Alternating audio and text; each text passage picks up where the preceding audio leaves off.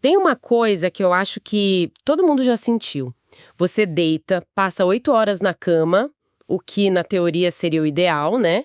Mas acorda no dia seguinte com a sensação de que foi roubada. Parece que a sua energia sumiu durante a noite. É uma frustração enorme e que nos leva direto ao material que a gente vai analisar hoje. Chegou pra gente um material bem interessante, um relatório estratégico junto com um roteiro sobre bem-estar totalmente focado num público específico, de 40 a 60 anos, que vive exatamente esse dilema. A nossa missão aqui é ir além do óbvio. Não é só sobre o que fazer para dormir melhor, mas sim desvendar por que umas estratégias que parecem quase bobas de tão simples são, na verdade, chaves poderosíssimas para a gente retomar o controle do nosso descanso. E olha, a pegada do material é muito inteligente. Ele não trata o sono como um botão de liga e desliga. Ele posiciona o sono como um pilar ativo da nossa saúde, fundamental para a longevidade e para ter vitalidade no dia a dia. Então, o que a gente vai fazer aqui é conectar esses pontos. Como a qualidade do nosso sono impacta diretamente a gestão do estresse, a regulação do metabolismo e, claro, aquela clareza mental que todo mundo corre atrás. É quase como reaprender uma sabedoria que o nosso próprio corpo já tem. Ok, vamos começar a desembrulhar isso. O foco na faixa dos 40 aos 60 anos me deixou curiosa. Por que esse recorte tão específico? O material aponta que a dor desse público não é simplesmente a não consigo dormir. É algo muito mais profundo, né? É muito mais profundo. O que o material identifica é que, nessa fase da vida, a preocupação com o sono está amarrada a um projeto de vida maior. A busca não é só por dormir, é por um envelhecimento saudável, por uma vitalidade sustentável. Uma noite em claro não é mais só um dia seguinte cansativo, como era aos 20 anos. Vira um lembrete assustador da própria finitude e da perda de performance. Faz todo sentido. Então a insônia deixa de ser um problema pontual e vira um obstáculo para o futuro que a pessoa quer construir. Exatamente. E o que é fascinante é a cascata de consequências que o material descreve para esse público. Uma noite mal dormida desregula o cortisol, o famoso hormônio do estresse, te deixando mais ansioso e reativo no dia seguinte. O metabolismo desacelera, o que afeta diretamente o processamento de energia e gordura. E a saúde cognitiva. Ah, essa deve ser a que mais assusta. De repente, as dicas de sono que vamos discutir não são mais dicas de bem-estar. Viram ferramentas de gestão de ansiedade e até de controle de peso. Nossa, isso dá uma urgência completamente diferente ao tema. Totalmente. E uma coisa que eu achei genial na abordagem do material foi como ele traduz a ciência. Ele não intimida com jargões. Por exemplo, em vez de falar em ritmo circadiano, ele usa um termo que todo mundo entende na hora: relógio biológico interno. Sim. E para explicar o efeito da luz azul das telas, a analogia é perfeita. Ele diz que nosso cérebro está sendo enganado, levado a acreditar que ainda é dia. Dessa simplificação é a chave. A estratégia é clara. Tornar a informação tão acessível e prática que soe como um conselho de um amigo. Se a pessoa precisa de um dicionário para entender a solução, ela já desistiu. A ideia é empoderar, não sobrecarregar quem já se sente exausto. Perfeito. E essa ideia de parar de enganar o cérebro me parece um ótimo ponto de partida para a gente recuperar essa tal sabedoria do corpo. O que nos leva ao primeiro pilar que o material apresenta. E aqui a coisa fica realmente interessante porque a primeira regra vai na contramão de tudo o que a gente faz hoje. 1 hora sem tela nenhuma antes de dormir. O material chega a chamar a luz azul dos celulares e da TV de o grande vilão do sono moderno. E vilão é a palavra certa. Existe uma razão biológica muito concreta para isso. O comprimento de onda da luz azul é um sinal potentíssimo para o cérebro. Uma mensagem clara que diz: sol a pino, fique alerta, produza. Essa mensagem bombardeada nos olhos inibe quimicamente a produção de melatonina. A melatonina, que é o hormônio que avisa o corpo que é a hora de dormir. É o mensageiro da noite, aquele que avisa o corpo inteiro que é hora de baixar as rotações e se preparar para o descanso. Sem ela, o corpo fica num limbo, cansado, mas ligado. Espera, então não é só sobre a mente ficar agitada com o conteúdo que a gente consome, com as notícias, com o trabalho. O problema é físico, é químico. A luz em si já bagunça todo o processo? Você pode estar lendo o conteúdo mais relaxante do mundo no seu tablet, mas a luz que ele emite está gritando acorde para o seu cérebro. E o efeito cascata disso é devastador para a qualidade do sono. A questão não é apenas a dificuldade de pegar no sono. O sono que vem depois é mais superficial, mais picotado. Ele não atinge as fases profundas, que são as fases realmente reparadoras, onde o cérebro faz a limpeza e o corpo se regenera. Nossa, isso explica por que alguém pode dormir às 8 horas e acordar um caco. A pessoa esteve na cama, mas não acessou os andares mais importantes do sono, por assim dizer. Exato. Então, essa regra de 60 minutos é basicamente criar uma zona de transição para a nossa biologia poder finalmente fazer o trabalho dela sem interferência. É devolver o controle ao corpo, é dizer, ok, a tecnologia fica aqui fora, agora é com você.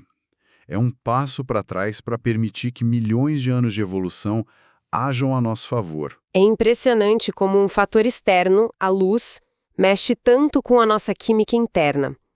Mas o material mostra que não é só a luz.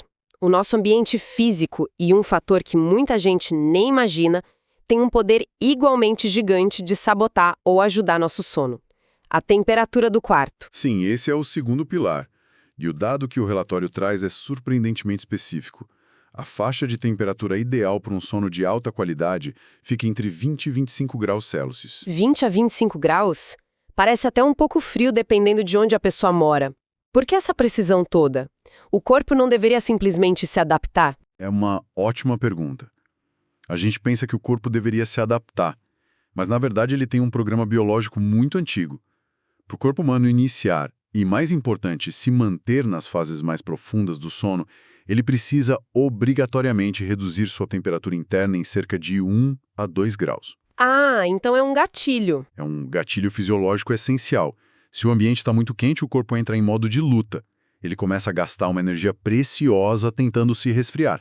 A pessoa sua, a respiração muda, o coração acelera. Essa energia gasta para se termorregular é a energia que está sendo roubada do processo de reparo celular, de consolidação de memórias, de descanso, enfim. Caramba, então o corpo fica trabalhando a noite inteira para não superaquecer em vez de descansar, e o relatório traz um dado sobre isso que, quando eu li, eu tive que parar e calcular. Ele diz que temperaturas acima dessa faixa ideal podem reduzir a eficiência do sono. Em até 10%. 10%. O que isso significa na prática? Tipo, jogar fora 1 hora de sono por noite? É exatamente isso. Pense em alguém que dorme 8 horas. Perder 10% de eficiência significa que 48 minutos daquele tempo foram gastos em um sono de baixa qualidade, quase inútil. É o equivalente a perder quase uma noite inteira de sono reparador por semana. O impacto disso acumulado ao longo de meses ou anos na saúde é gigantesco. É um prejuízo enorme. E o mais curioso é que as soluções que o material propõe para isso são de uma simplicidade que desarma. Não precisa de nenhuma tecnologia sofisticada, de colchão da NASA. É abrir a janela, usar um ventilador. Exato. São mudanças de custo baixíssimo com um retorno biológico imenso. É o princípio de remover os obstáculos. Muitas vezes a solução não é adicionar algo complexo, mas remover uma interferência simples. E o calor é uma das interferências mais comuns e subestimadas. E isso nos conecta ao terceiro e último pilar que o material batizou de um jeito que eu adorei: chave na porta.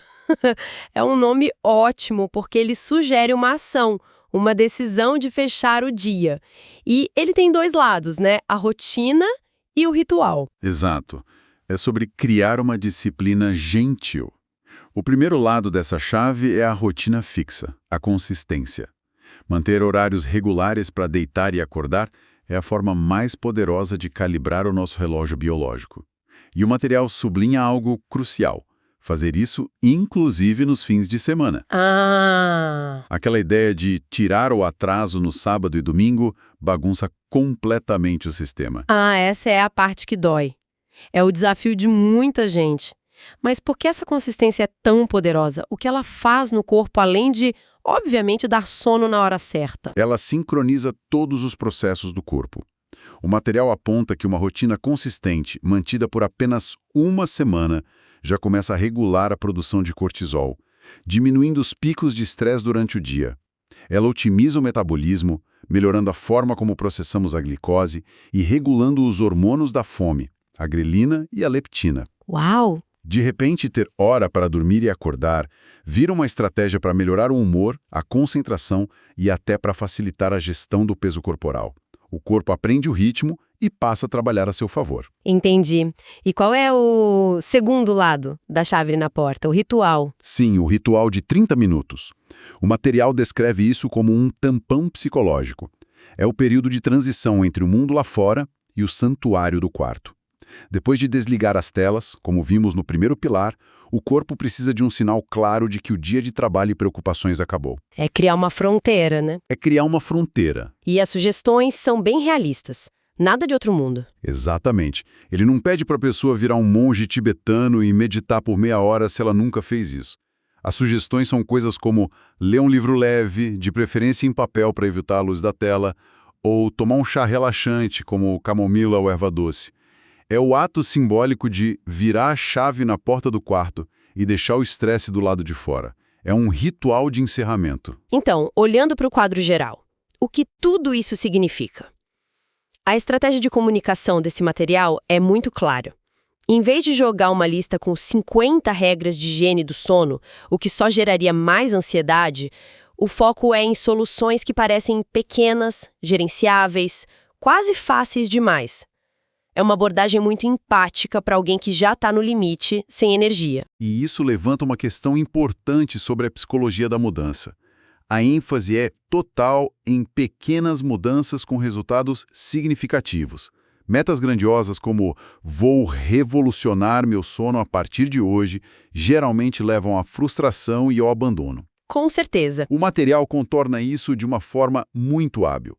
Ele termina com um desafio prático. Escolha apenas uma dessas 3 dicas para começar. Uma. Só uma. Isso muda tudo. Reduz a barreira de entrada a quase zero. Se a pessoa escolher só a regra do quarto mais fresco, por exemplo, ela já pode sentir uma melhora. E esse pequeno sucesso a motiva a tentar a próxima. É o que chamamos de ciclo de feedback positivo. O sucesso em uma pequena mudança aumenta a autoconfiança e a probabilidade de adotar um novo hábito. É uma estratégia muito mais inteligente e sustentável a longo prazo do que tentar mudar tudo de uma vez. Faz todo sentido. O interessante é como esses 3 pilares se alimentam. Não adianta nada fazer o ritual da chave na porta se você passou a hora anterior com o celular na cara, porque sua melatonina já foi sabotada. Pois é. E se o quarto estiver um forno, mesmo com a mente calma e sem luz azul, o corpo vai lutar contra o sono. É um sistema, né? Não é uma lista de tarefas. Perfeita observação. Eles são interdependentes. A luz prepara a química, a temperatura prepara o físico e a rotina prepara o ritmo. Quando os 3 estão alinhados, o resultado não é uma soma, é uma multiplicação. A qualidade do sono dá um salto. Bom, antes da gente fechar, vamos só recapitular esse sistema de forma bem clara, como uma espécie de guia prático extraído do material. O primeiro pilar, a regra do desligar. 1 hora sem telas para deixar a química do sono, a melatonina, fluir naturalmente. O segundo, o clima perfeito.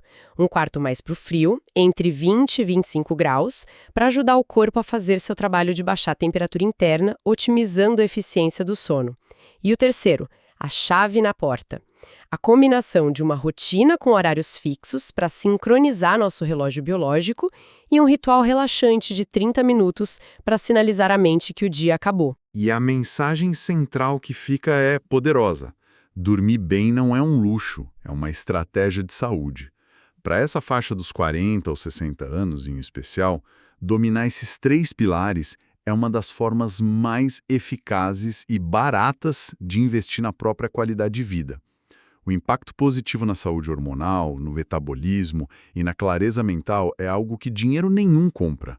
É retomar as rédeas da própria biologia. Levanta uma questão. Se o nosso corpo tem essa capacidade incrível de se autorregular quando damos a ele os estímulos certos, o escuro, a temperatura, a rotina, o que acontece quando, mesmo com tudo isso perfeitamente alinhado, a mente se recusa a desligar? O que a persistência daquela mente a mil, repassando o dia, planejando amanhã, pode revelar sobre as preocupações que a gente não resolveu enquanto estava de pé. Talvez a higiene do sono seja apenas a primeira porta, uma porta que, uma vez aberta, nos força a olhar para o que realmente nos tira o sono.